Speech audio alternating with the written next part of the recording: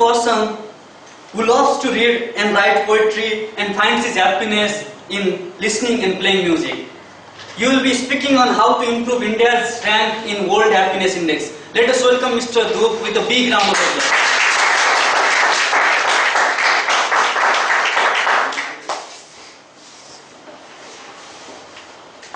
Did you know that the capital of Bhutan, Thimphu, doesn't have a single traffic light? Bhutan is this country north of Bangladesh, just in the eastern Himalayas. It is a country where the king abolished himself. When the king was asked for a philosophy to rule his country, he came up with the concept of gross national happiness. He believed that along with economic growth, it's important that a country's development should be measured in happiness. Many countries followed the same path, and soon there was a survey conducted, and all the countries all around the world were ranked in this index. India was ranked 118th in that index. India is a country where it is one of the most dependable economies in the future. It is present at the frontier of sciences and a military superpower. And yet we were ranked abysmal 118th position. We were ranked below China, Pakistan, Nepal, Iraq and Sri Lanka. One among those countries is a communist power. Other three are declared as terrorist states or are pillaged due to war and genocide. And yet they were ranked above us. There is a stereotype in India that when you visit India, you lose all the loneliness vanishes. We have meddling families, we have big fat Indian weddings, we have jubilant festivals like Holi and Durga Puja. It is not as though it is not, all this is not true, but it is equally evident that our society is going through a very difficult time. So why is India so unhappy? Firstly, let me share some facts about India. A 13-year-old crime survey says that there is a rape in India every 30 minutes.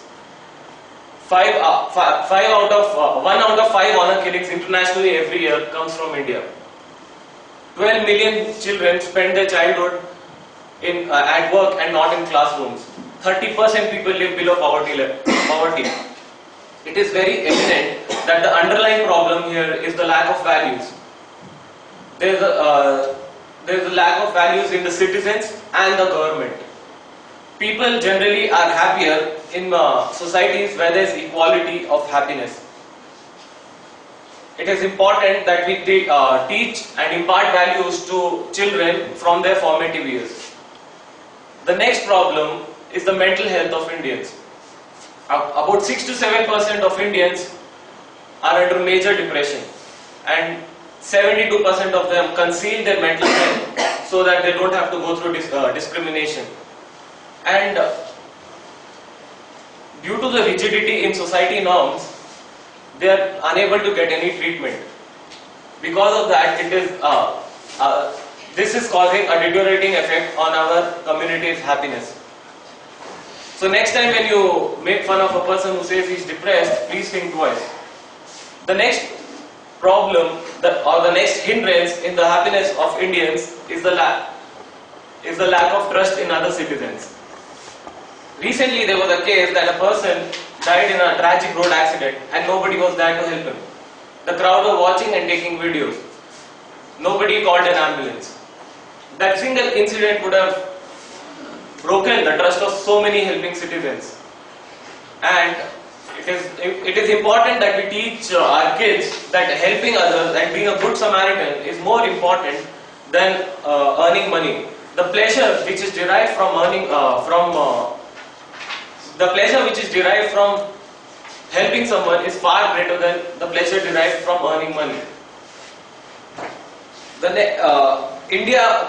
Another major problem in India is that we lack good governance.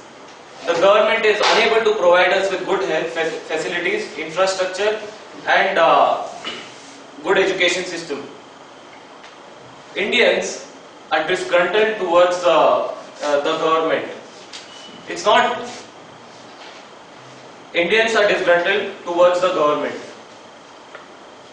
It's important that the government try to impart morality through our education system and through government offices and lead by example. We should not try to divide the society. We should try to create a sense of togetherness in the society. It's always generally in happier countries like Denmark and Bhutan, it's found that togetherness is the key to happiness.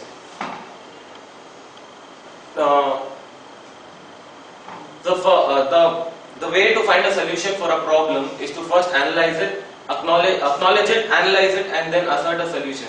Even then, if we can't find a solution, we must try to emulate the countries like Bhutan and Denmark. I hope you all are curious to know why there are no street lights in Bhutan. Why there are no traffic lights in Bhutan? There are three reasons. First reason is the people of Bhutan feel that the traffic lights look out of place in the beautiful valley. The second reason is the traffic police are more effective. And the third reason is the values with which the Bhutanese people live.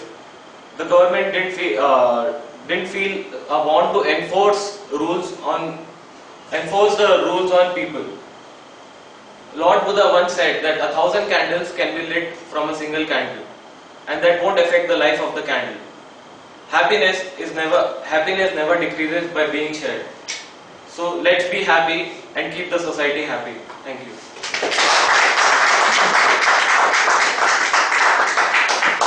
Thank you, Mr. Dhub. A wonderful insight on how we can improve our Indian society to be a more happy and peaceful place.